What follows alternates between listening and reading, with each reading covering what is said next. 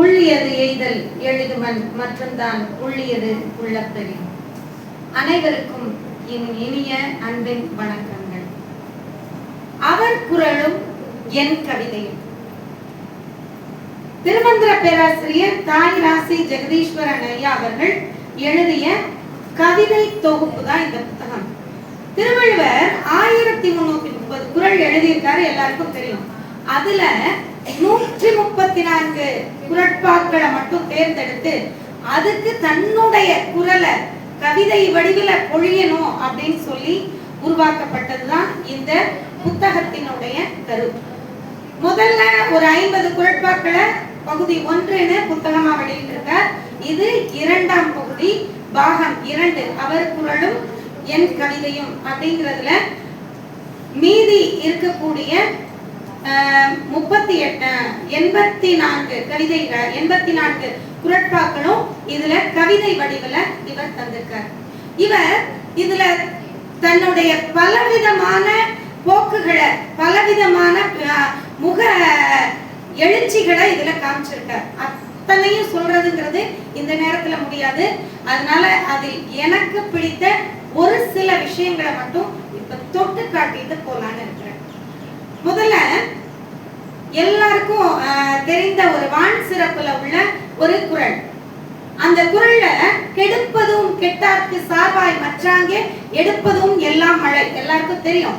பொதுவா இந்த குறளுக்கு பொருள் சொன்னோம்னா நம்ம என்ன சொல்வோம்? மழை பெஞ்சும் கெடுக்கும், பெய்யாமலும் கெடுக்கும்.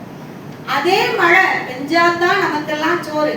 அது மாதிரி அவங்கள நல்லா வாழ வைக்கிறதும் மழை தான். அதுதான் நம்ம பொருளா சொல்லுவோம். இவர் தன்னுடைய கவிதை வரியில சொல்றாரு. அதாவது ஒரு தாய் தன்னுடைய குழந்தைய முதலா பள்ளிக்கு அனுப்புறான். பள்ளிக்கூடத்துல கொண்டு போய் விட்டுட்டு அவளை அந்த குழந்தைய பிரிஞ்சு வரும்போது அந்த பிரிவை இவளால தாங்க முடியல. அந்த குழந்தை கதறுது, அம்மா போகாதேன்னு கதறுது. அது இவளுக்கு பெரிய துன்பமா இருக்கு. அந்த துன்பத்தோட வந்தவளுக்கு எந்த வேலையுமே செய்ய முடியல, அவளுக்கு நிம்மதி இல்லை, ஒரு எந்த இதுலயும் ஈடுபாடு, எந்த சிந்தனையும் போகல. அந்த அளவிற்கு இவளுடைய அமைதி, நிம்மதி எல்லாத்தையுமே கெடுத்தது அந்த குழந்தையினுடைய பாசம். ஆனா மீண்டும் அந்த இடத்துக்கு போய் மத்தியானம் போய் அந்த குழந்தைய போய் பார்த்த உடனே அம்மான்னு ஓடி வந்து கட்டி பிடிச்சது இல்லையா?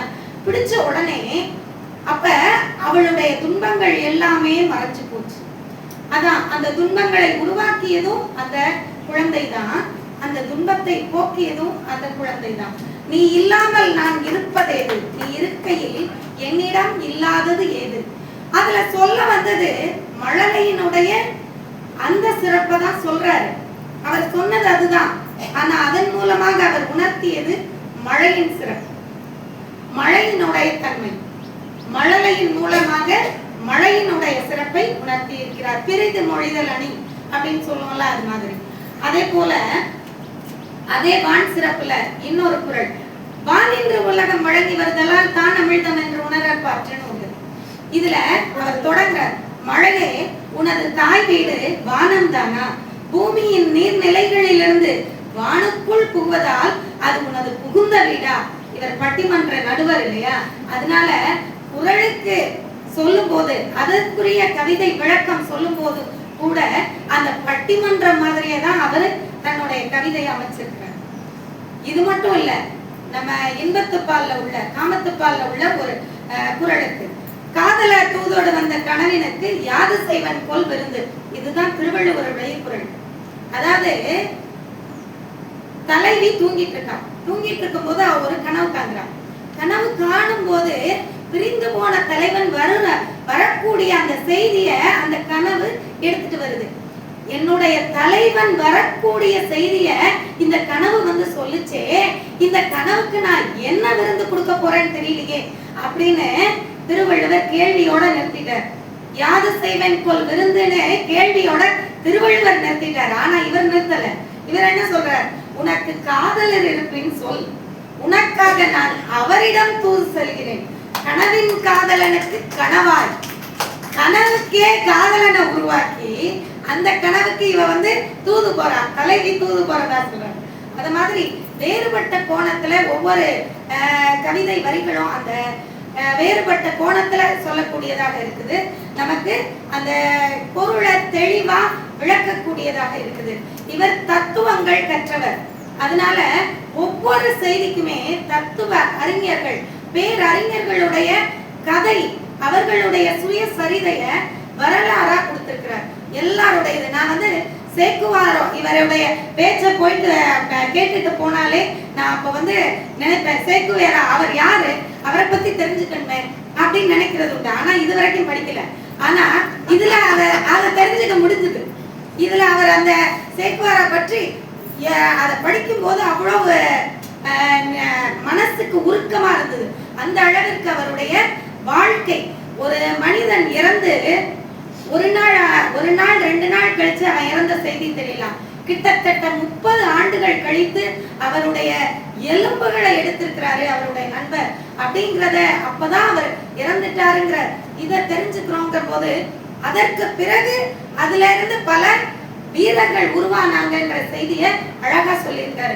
அது மாதிரி ஒவ்வொரு திருக்குறளுக்குமே அவர் ஒவ்வொரு பேரறிஞர்களுடைய தத்துவவியலாளர்களுடைய கதைய அப்படியே சுயசரிதைய அப்படியே கதையா நமக்கு சுருக்கமா அதே நேரத்துல விரிவா விளக்கமா சொல்லி இருக்கிறார். வினையால் வினையாக்கி கோடல், அதுல ஹியூகோ சாவேஸ் என்றவர் அறியவாம் சொல்லிய வண்ணம் செயல், அதுல கிரெம்ளின் மாளிகையை கைப்பற்றிய லெனின் ஒரே வரியில முடிச்சிட்டார். கிரெம்ளின் மாளிகையை கைப்பற்றிய லெனின் அப்படின்ட்டு. ஆனா அது அவ்வளவு விளக்கமா அந்த கவிதையில சொல்லி இருக்கிறார். துன்பத்துள் துன்பம் உறுதல் இழன், அதுலதான் சேக்குவேரா. உள்ளியது எய்தல் எளிதுமன், தாமஸ் ஆல்வா எடிசன். இடுக்கண் படினும் இழிவந்த செய்யார், காமராசரை சொல்லி இருக்கிறார். காமராசர் தோற்ற பிறகும் மக்கள் மனதில் இன்றளவும் நின்று கொண்டிருப்பவர். கல்விக்கண் திறந்த காமராசர் என்ற பெருமைக்குரியவர். சொல்லுதலில் வல்லவர் விவேகானந்தர். இப்படி பெரிய பேரறிஞர்களுடைய வாழ்க்கைய சுருக்கமாவும் அதே நேரத்துல நமக்கு தெளிவா புரியுற மாதிரியும் கவிதை வடிவுல அழகா சொல்லி இருக்கிறார்.